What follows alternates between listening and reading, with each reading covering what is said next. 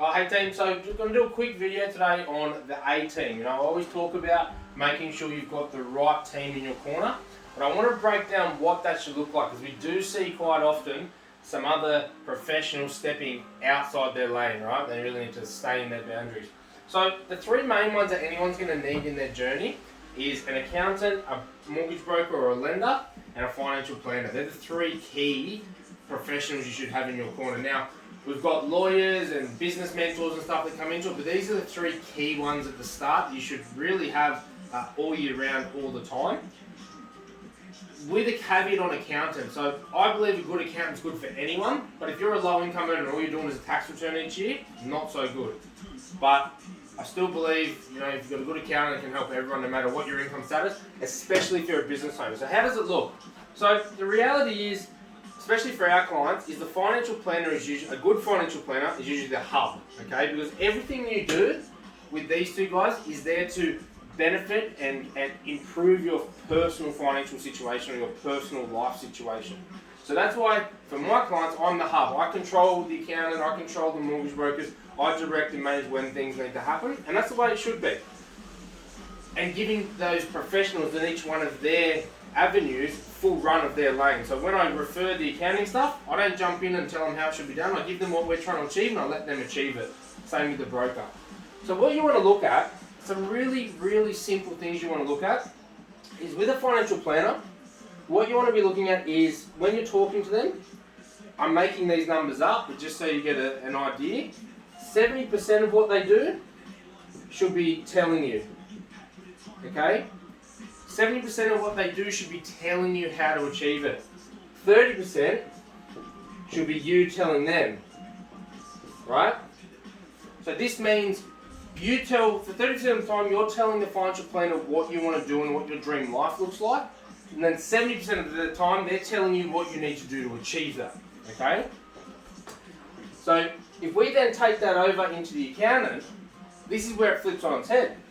70% of the time, you or your financial planner should be telling them, and 30% of the time they should be telling you.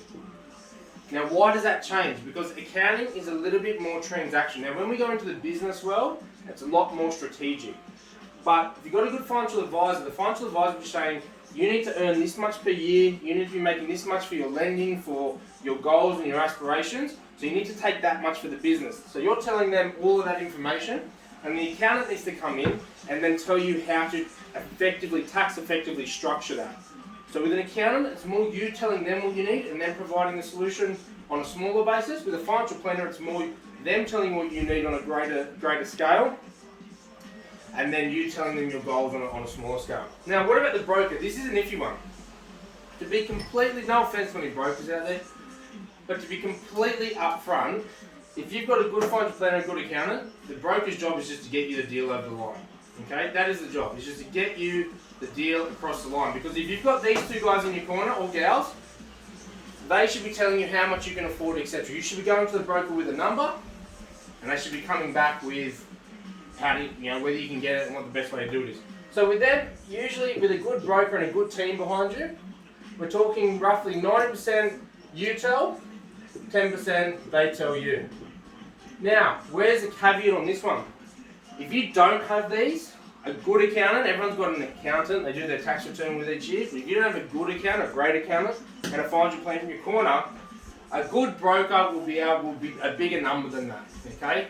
But I'm telling you right now, most brokers, that's what they want. They want you to have that team in your corner, so they only have to tell you the 10%, right? They only have to make slight adjustments, slight changes, and they can focus on getting your deal across the line.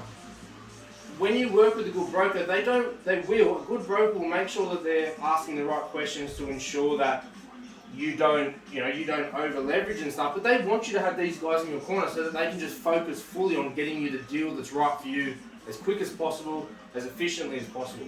So this is why the A team is so important, and this is what the breakup is. So when you review yourself, if you've got one or all of these or none of these, this is what you need to look at and understand so that you can understand how your relationship is working efficiently with each one of those.